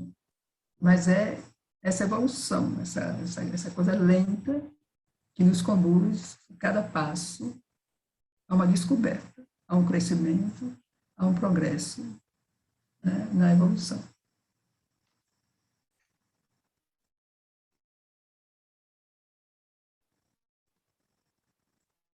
Então, o que acontece? A consciência é força secreta, visto que essa consciência subliminar não tem condições ainda de vir completamente à superfície, o que acontece?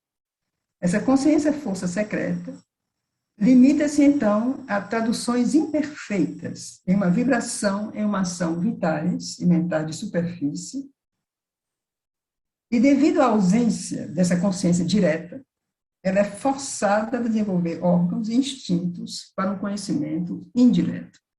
Então, o que acontece? Então, ela cria os sentidos, por exemplo. Então, a consciência direta, o conhecimento direto, você não precisa tocar nada, você olha um objeto da natureza, o objeto, e aí você sabe. Mas a gente não, a consciência indireta, eu preciso dos sentidos, eu preciso olhar bem, eu preciso tocar, preciso levantar o objeto, saber quanto ele pesa, qual é a consistência dele, os olhos me dizem de que cor ele é, onde é que ele está posicionado, né? A mente traduz tudo isso de um certo modo, configura. Então, isso tudo são recursos que a natureza criou para ajudar esse ser a conhecer, para ajudar a ter o conhecimento do mundo que o cerca.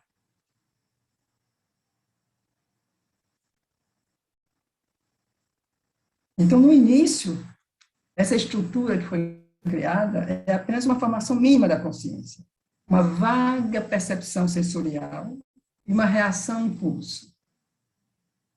À medida que aparecem formas de vida mais organizadas, ela se transforma em uma mente vida e inteligência vital, que no início são partes, em grande parte, mecânicas e automáticas, e preocupadas apenas com necessidades, desejos e impulsos práticos.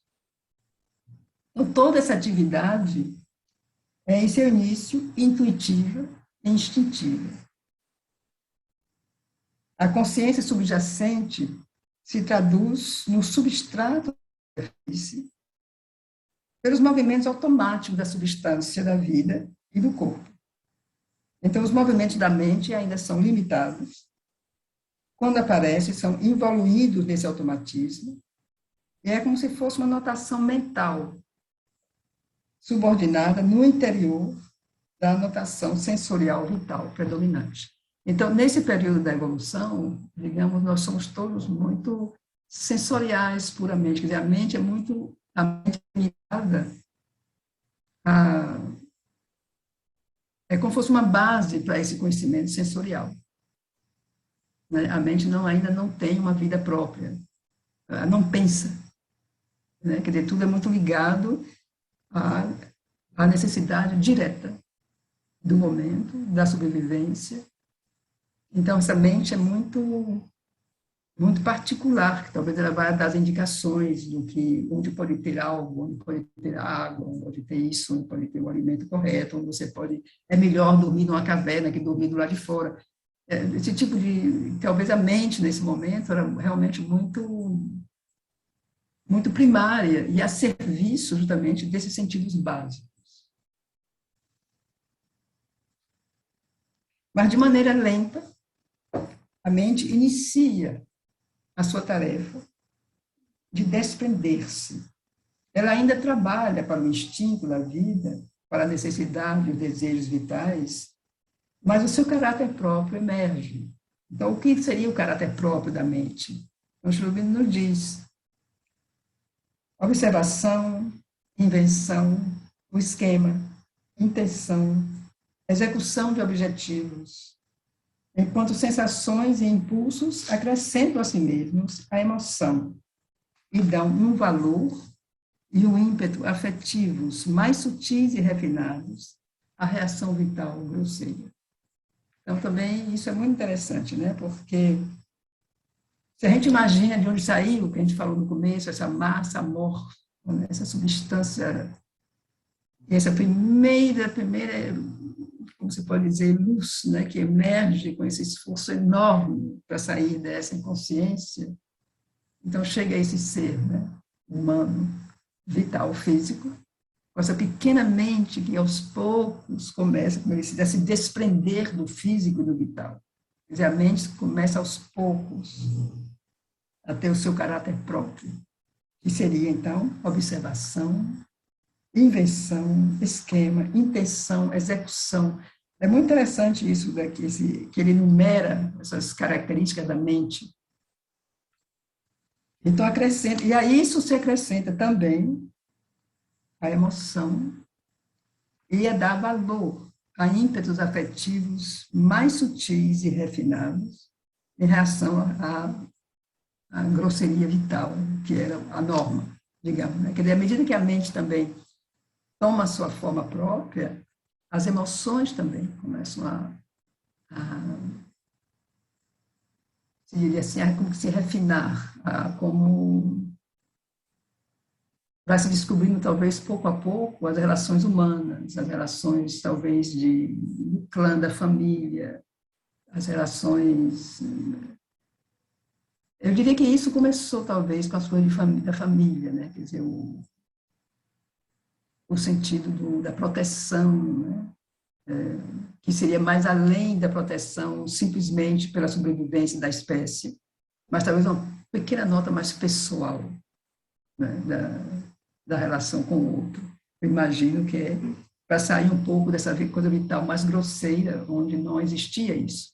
Quer dizer, as relações humanas são baseadas puramente na sobrevivência, né? Ou na reprodução da espécie.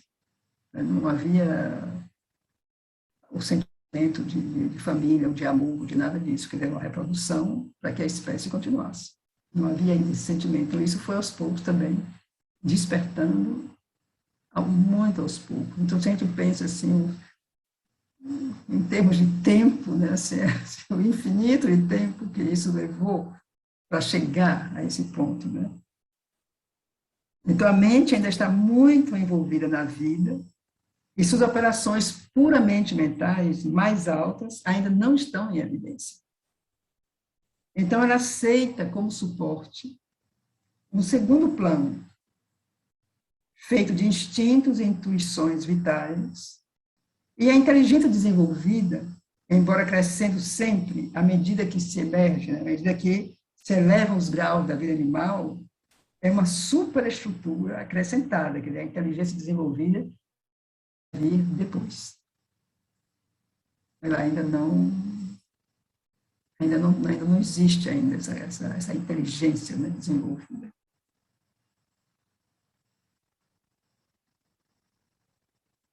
Mas a gente vê hoje, inclusive, assim, como o que é interessante, que a gente pode observar, eu acho, nessa evolução, é que eu acho que a espécie humana se tornou capaz. E nessa época era como não havia capacidade, ele dependia da evolução. Então, hoje, a impressão que temos é que depende de encontrar as possibilidades para que ele possa evoluir. Quer dizer, o ser humano, o indivíduo, que não recebeu nenhuma condição, digamos, de aprender, ou de conhecer, ou de estudar, não é porque ele é primitivo, porque ele não teve as condições. Né? Quer dizer, ele simplesmente aconteceu de nascer naquele lugar onde as condições não existem, então ele não pôde. Mas, eventualmente, se ele fosse tirado de lá, ou a coisa lá se desenvolvesse, ele é capaz, ele seria capaz. Quer dizer, a evolução trouxe isso para a humanidade. Né? Quer dizer, não é... Isso é por isso que se institui tanto a importância, justamente, da sociedade poder criar uma situação de base onde cada indivíduo tem o direito de ter acesso, né, a esse mínimo de condições, onde ele pode realmente escolher onde ele quer ir, o que ele quer fazer. Né?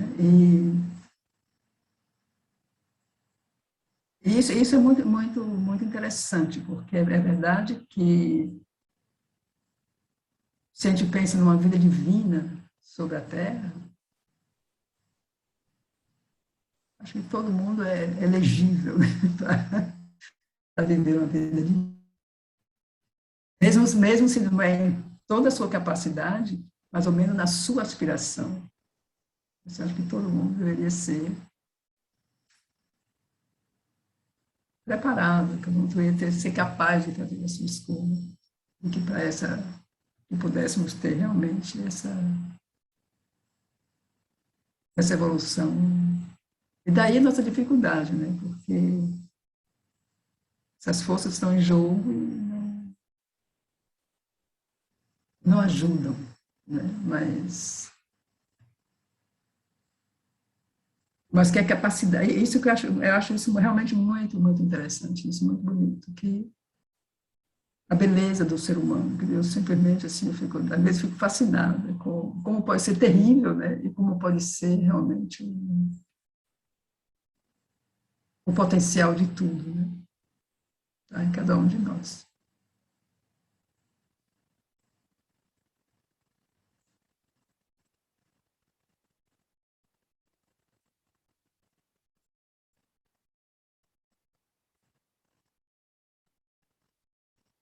Então, nós temos, eu gostaria de deixar, assim, nós temos ainda assim, uns 15 minutos, então,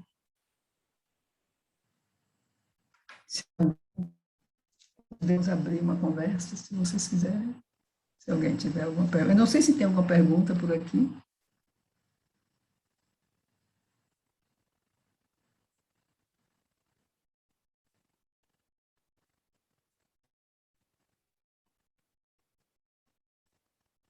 Alguém perguntou, Juliana,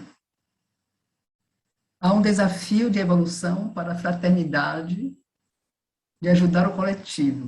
Seria isso?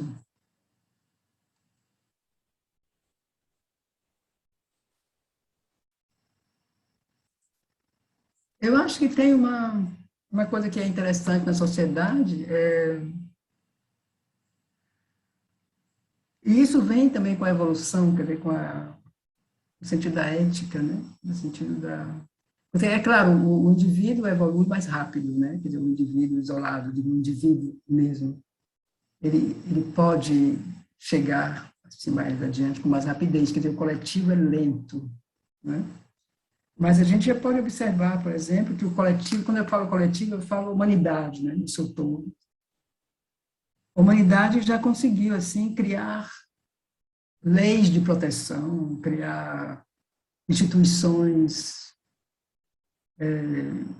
diria, internacionais, né, com valores, com uma certa visão de unidade, busca pelo melhor, ajudar o outro. Então, isso tudo já existe mesmo como leis sociais. Então, isso, coletivamente, isso é um passo, quer dizer, que as leis não são aplicadas, que as leis são politizadas, quer dizer, isso é outra coisa. Mas, como humanidade, já se chegou a um ponto de leis serem criadas para proteger o indivíduo, para proteger o coletivo, para almejar uma mudança na sociedade, para declarar os direitos do ser humano, para declarar que toda criança tem direitos tais, tais e tais. Então, isso tudo são movimentos evolutivos da humanidade, mas que não podem ainda ser aplicados na prática, porque estamos ainda no plano mental, vital e físico, e muito misturado tudo. Então, essas coisas têm muita dificuldade, né, para serem aplicadas. Mas o que é interessante é que elas existem. Então, são sempre pontos de referência. E indicam realmente um movimento na sociedade, só que, de certo modo, elas se paralisam, né?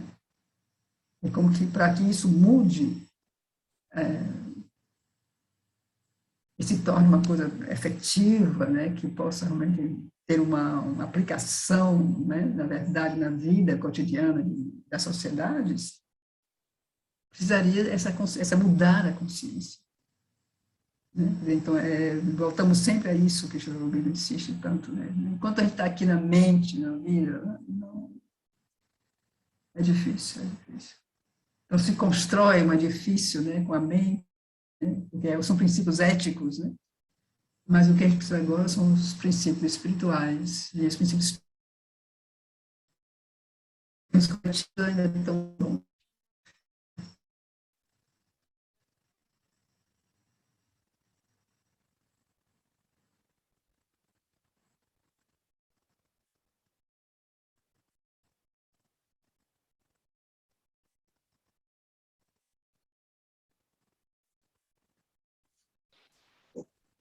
Bom dia, Bruno. Levantei a mão, ninguém falou. Tá me ouvindo? Estou vendo você, sua barba, estou vendo tudo. Sim, sim. E o óculos. Não, eu queria falar uma palavra que se chama família. Né?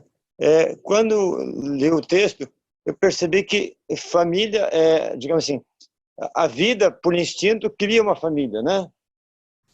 Então você vai criar filhotes. Esses filhotes eles vão se espalhar pelo mundo. Mas me lembrei que tem dois animais básicos que a família continua, né? Que é basicamente o elefante e a orca, é uma baleia. E na Índia, o elefante, nós temos Ganesha, né? Que é um rosto de elefante. Então, o quanto o conceito de família não está ali em Ganesha, né? Não, Não, eu não conheço, eu só estou conjecturando. ah, E o quanto hoje, de certa forma, a humanidade precisa ser uma única família, né? Em função de diferentes situações, mas não um conceito de uma família tradicional, onde um manda e os outros obedecem, né? Mas uma família onde tem uma solidariedade entre eles, né? Acho que essa é minha leitura, em parte. Câmbio e desligo. mais que de família, Luciano, seria mais uma fraternidade, né? Quer dizer, uma coisa, uma relação fraterna, um respeito fraterno, uma, uma perspectiva de fraternidade, né? De ver o outro como um irmão, de ver o outro como um próximo, de ver o outro como um igual. Eu acho que é mais nesse sentido do que... E aí se fala, claro, a família humana, né? Mas não é o sentido do pai e da mãe, enfim, não, eu acho que é mais no sentido de família, no sentido do cuidado, no sentido da unidade, no sentido da... Eu diria mais fraternidade do que família.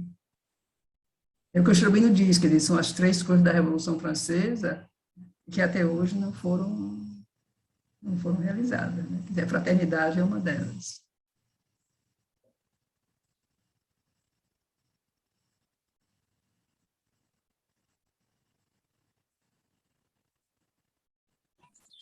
Aliás, a igualdade e a fraternidade, né? Também não é vivida na íntegra. Foram esquecidas.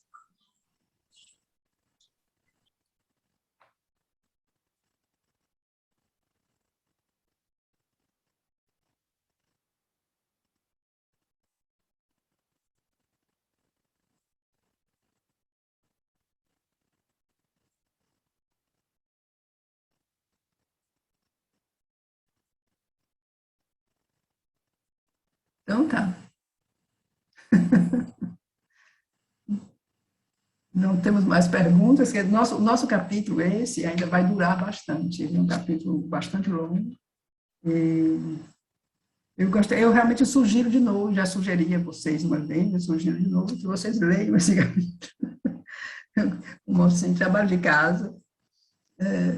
Ler esse capítulo assim, com cuidado, porque é um capítulo assim, maravilhoso. Ele tem um monte de coisa assim, para ele realmente assim abrange assim a evolução e explica muita coisa. Então eu acho bom se vocês pudessem, quem tem o livro em casa, pudessem ler um pouco. Mariamane, eu tô aqui num lugar diferente, com a luz atrás, então não está dando para me ver. Estou assim bem na silhueta. Mas foi impossível não me lembrar de um momento em que você estava aqui em Belo Horizonte, onde nós estávamos no encontro da casa e você nos provocou num exercício que era estarmos no chão, deitados nessa inconsciência da matéria e através do movimento e com música bastante significativa, esse primeiro movimento do despertar, né, dessa inconsciência.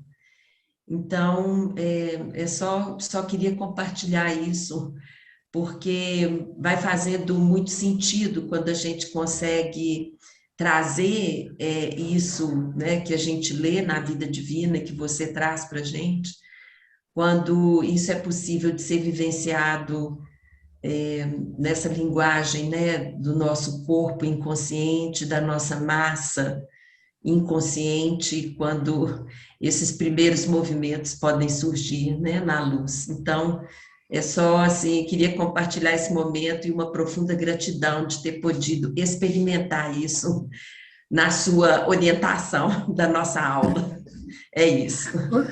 Ô, Lenora, eu devo dizer que esse trabalho foi inspirado em um trabalho que Hope fez na comunidade, e eu acho que foi o último trabalho que nós fizemos juntos, antes da comunidade mudar. O Renato mesmo deve lembrar, a Beth deve lembrar, eu acho que quem estava na época na casa deve lembrar desse trabalho. Foi um trabalho muito bonito, e justamente era com a música de Sunil, e era a evolução, quer dizer, assim, não sei se foi para alguma comemoração, o aniversário da mãe, ou alguma coisa, e a gente lembra muito, porque foi o último trabalho que nós fizemos com o Rolf, digamos, da comunidade, né? E foi muito bonito, muito forte. Então, esse trabalho nos inspirou muito, a Paula e a mim mesma, e nós tentamos reproduzir, de certo modo, mesmo se reduzido, esse trabalho. Então, isso que você refere, por exemplo, é uma inspiração a partir desse trabalho de Rolf. O Renato deve lembrar, porque ele participou, Renato. E a Beth, acho que também participou, e o pessoal que estava lá na época, né? E realmente, como você disse, foi muito bonito, assim, e a seleção da música de Sunil, assim, foi um trabalho muito, muito bonito. Naquele período não tinha as facilidades de hoje, né? De filmar, fotografar, então não tem, então eram coisas efêmeras, né?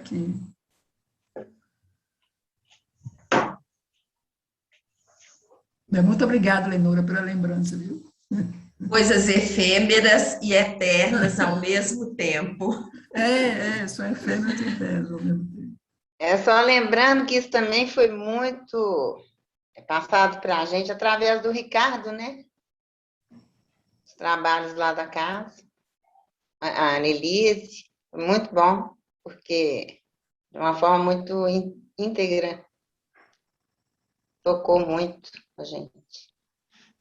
Bem lembrado, Eleus. E o Ricardo, né, nas nossas aulas que estão suspensas aqui em Belo Horizonte, são anos mesmo trazendo essa possibilidade dessas experiências, né? Muita gratidão mesmo. Mas o que a Lenora referiu é justamente uma coisa muito específica, né? Assim, dessa coisa da evolução, da gente se sentir como massa e dessa massa evoluir, né, e chegar ao estado ereto, né, digamos, quer dizer, foi esse trabalho que a Eleonora referiu, foi um trabalho muito específico, foi uma coreografia praticamente, que Rolf criou a partir desse tema, né, da evolução da consciência do ser humano.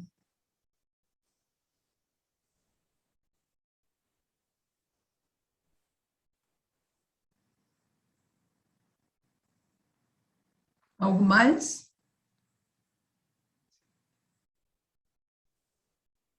Então tá. Então nos vemos próximo domingo. Bom dia a todos.